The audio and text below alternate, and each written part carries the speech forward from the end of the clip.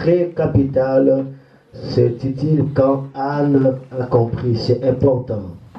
Et le but de cet enseignement, c'est pour que tu puisses comprendre la manière par laquelle la réponse de Dieu doit être arrivée. Le but de cet enseignement, c'est pour que tu parviennes à vivre une vie qui sera motivée par l'essentiel. Le but de cet enseignement est que tu sois toujours dans la joie et que tu ne permets à aucune chose, à aucune situation de puisse braver ta joie. Le but de ces messages est que tu puisses comprendre la source de la joie. La source de ta joie ne doit pas parvenir des choses de ce monde, sinon tu seras frustré de plus en plus. Mais la source de ta joie doit appartenir ou doit provenir de Jésus-Christ. Si le Seigneur Jésus-Christ est la source de ta joie, c'est alors que ta vie sera toujours dans le confort, toujours dans la paix, parce que tu ne dépendras pas des choses que tu es en train de vivre. Alléluia. Puisque Jésus sera la raison de ta vie sur la terre. Amen. Si l'argent est la source de ta joie, alors tu seras déprimé. Pourquoi? Si tu cherches 1 million, dès que tu as 1 million, tu auras encore le désir d'avoir 2 millions. 2 millions, tu auras encore le désir d'avoir 3 millions et ainsi de suite. Si la maison est pour toi la source de la joie, mais tu ne seras jamais consolé, tu ne seras jamais dans la paix. Pourquoi? Parce que si tu as une maison de 2 chambres, alors tu voudras avoir 3 chambres. Dès que tu as 3 chambres, toi-même tu commenceras à dire que non, la maison est trop vaste pour nettoyer, ainsi de suite. Donc, il y aura toujours des répercussions et des répercussions. La Bible dit tout cela sera la vanité et la poursuite du vent. Salomon avait beaucoup d'argent et beaucoup de richesses. Et Salomon, alléluia, à cause de la gloire qu'il avait, il a eu à aimer 1000 femmes. Imaginez un homme qui épouse 1000 femmes. Alléluia. 1000 femmes. Une année à combien de jours? 365. Maintenant, lui a 1000 femmes. Donc, il peut faire 3 ans. Entrer toujours d'aller dans la maison de chaque femme. Un par un, 3 ans. Imaginez, la personne a 1000 femmes. Mais cela ne lui a jamais donné la paix. À la suite, Salomon a dit, malgré que j'avais tout un bateau qui m'amenait des grandes richesses, qui m'amenait des oiseaux, des grandes richesses, des bois, des grandes richesses, l'argent, ainsi que des lingots d'or. Malgré que j'avais tout, j'avais la renommée, j'avais la réputation, mais j'ai trouvé que tout cela était vanité de vanité et la poursuite du vent. Pourquoi Salomon a dit ça? Parce que Salomon avait détourné son cœur de son Dieu pour s'attacher aux richesses et pour s'attacher à la gloire de ce monde. Et Salomon a fini sa vie vraiment dans la honte. Vous savez que Salomon a fini sa vie dans la honte. Pourquoi? Parce que Salomon avait perdu le pédale sur lequel il devait tirer sa joie, sa paix, son bonheur de son Dieu. Amen. Amen. Amen. C'est la raison pour laquelle il faut savoir avec moi que la paix véritable, ça vient du Christ. Si tu reçois la paix du Christ, cette paix te gardera. Cette paix sera pour toi l'assurance de toutes choses. Alléluia. Alléluia. Que Dieu vous bénisse beaucoup. J'aimerais qu'on puisse faire une lecture, toujours comme de coutume. On est en train de faire la lecture sur 1 Samuel, chapitre 1, le verset 1 à 7. Jusque-là, nous sommes toujours en train de voir la première épisode de Anne. Amen. Parce que le thème, c'est quand Anne a compris. Et jusque-là, nous sommes toujours en train de démontrer l'attitude de manque de compréhension de Anne. On est en train de démontrer la première épisode où Anne n'a pas encore compris. Et des choses ne marchaient pas, des choses ne fonctionnaient pas, parce que Anne n'avait pas encore compris.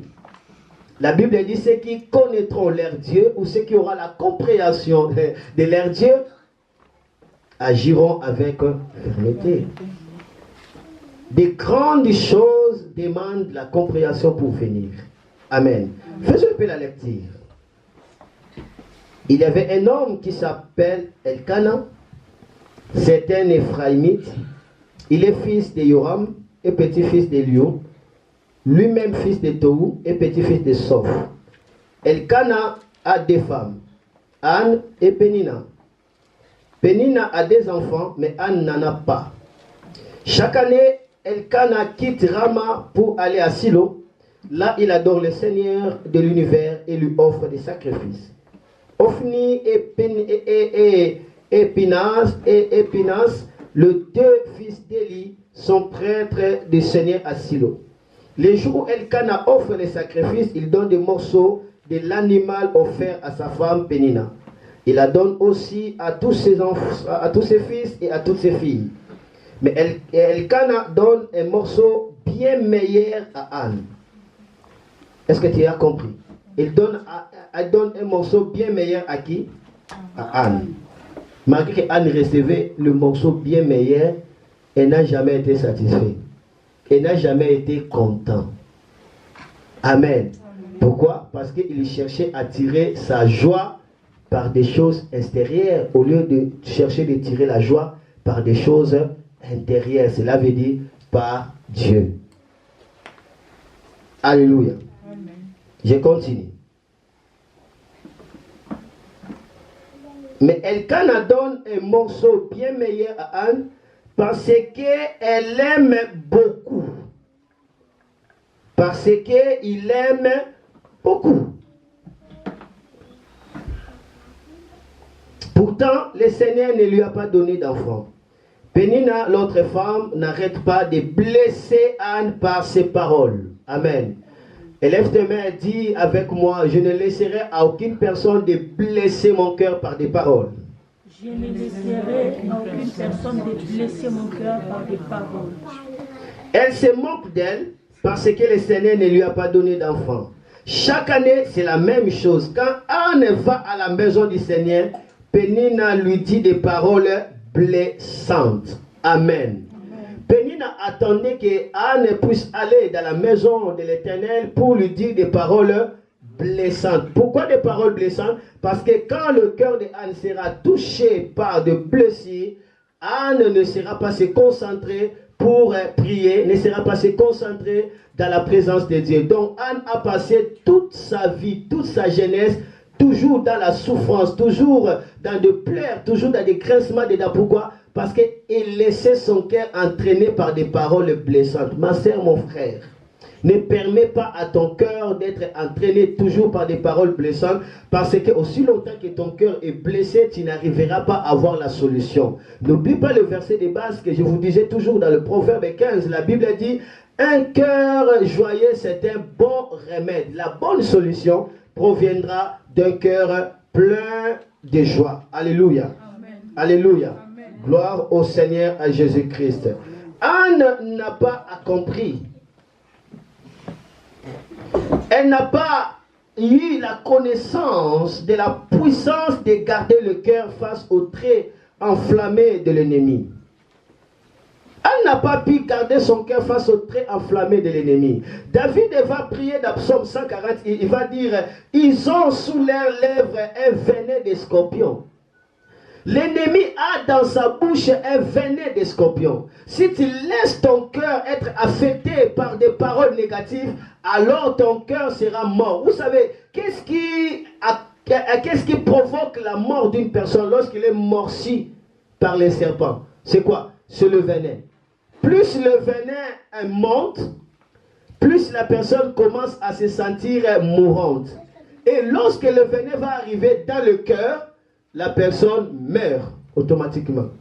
C'est la raison pour laquelle dès que la personne reçoit le venin, qu'est-ce qu'on fait? On doit bien serrer la partie dans laquelle la personne a reçu la morsure. Pourquoi? Pour que le venin ne circule pas en vue d'atteindre le cœur. Dès que le venin atteint le cœur, c'est la mort totale. Ma soeur, mon frère, si tu veux que ta destinée puisse mourir, alors laisse ton cœur emporter par des paroles négatives. Si tu veux que ta destinée puisse passer toujours de pleurs à pleurs, de chagrin à chagrin, alors laisse ton cœur être dans la consommation des paroles blessantes, des paroles négatives. Si tu veux changer des choses, alors parle des choses de changement. C'est alors que le changement viendra à toi. Personne ne peut dire des paroles en miracle, en secret et vivre la honte en public. Impossible. Personne. Alléluia. Anne laissait toujours son cœur entraîné par des paroles blessantes.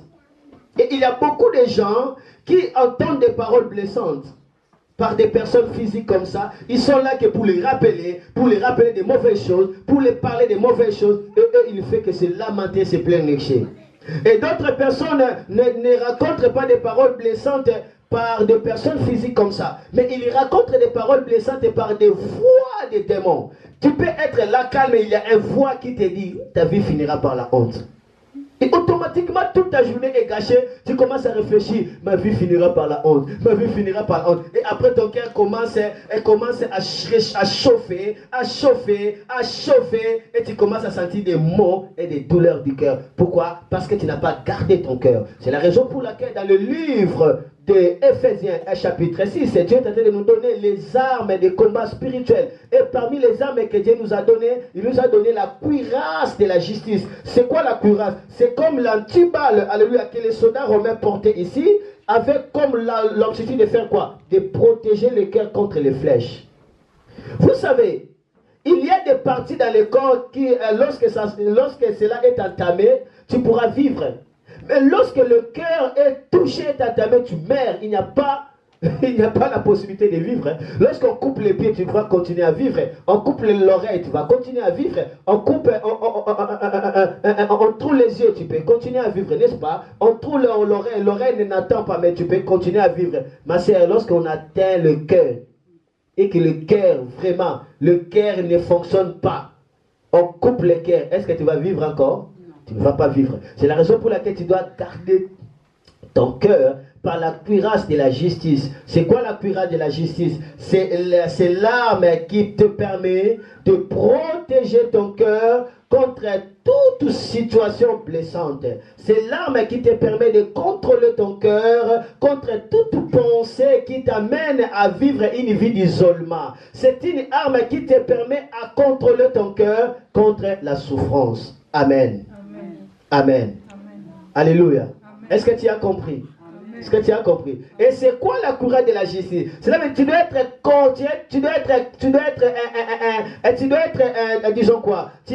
convaincu de l'amour de Dieu dans ta vie. C'est ça la courage de la justice. Tu dois être convaincu que tel que je suis là par le sang de Jésus, j'ai le droit légal de me présenter devant Dieu et de lui demander tout ce que je veux. Et Dieu me le donnera. C'est ça la courage de la justice. Tu dois être calme, tu dois être posé en étant dans l'assurance que Dieu a livré son fils Jésus à mourir à la croix pour moi. Alors je ne peux pas vivre une vie d'ennui. Je ne peux pas vivre une vie ennuyante parce que Christ était mort pour moi. Moi je dois entrer dans la présence de Dieu et demander ce que je veux et Dieu me le donnera. Est-ce que je parle bien ce matin? Amen. Est-ce que je parle bien ce matin? Amen. C'est lui qui sait garder son cœur par la justice de Dieu, c'est-à-dire la capacité de se tenir devant la face de Dieu et de vivre en paix avec Dieu, ne se laissera jamais occuper par les soucis. Plus nous sommes occupés par les soucis, nous rendons le royaume de Dieu faible.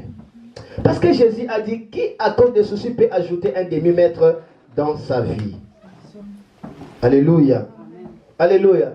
C'est la raison pour laquelle un jour l'apôtre Paul va dire que l'amour de Dieu soit répandu dans vos cœurs par le Saint-Esprit. Oh, ceci est merveilleux. Que l'amour de Dieu soit répandu dans vos cœurs par le Saint-Esprit. Ma soeur, mon frère, ton cœur est rempli de quoi? Et tu cherches à combler ton cœur de quoi?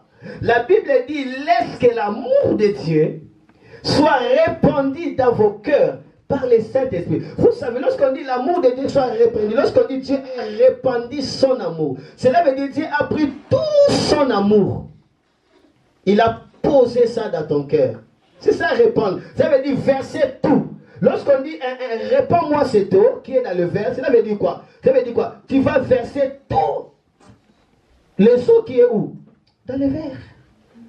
Il faut que l'amour de Dieu soit répandu dans ton cœur par le Saint-Esprit. Si ton cœur est plein de l'amour de Dieu, tu vas t'inquiéter de quoi?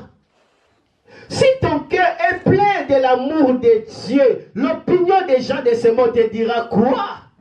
Si ton cœur est plein de l'amour de Dieu, même si les hommes te blessent, toi tu commenceras toujours à l'aimer. Pourquoi? Parce que ton cœur est plein de l'amour de Dieu. Même si les gens commencent à se moquer de toi, cela ne te dira absolument rien. Parce que ton cœur est tellement rempli de quoi? De l'amour de Dieu. Si ton cœur n'est pas rempli de l'amour de Dieu, alors le diable trouvera un moyen pour détruire ton cœur.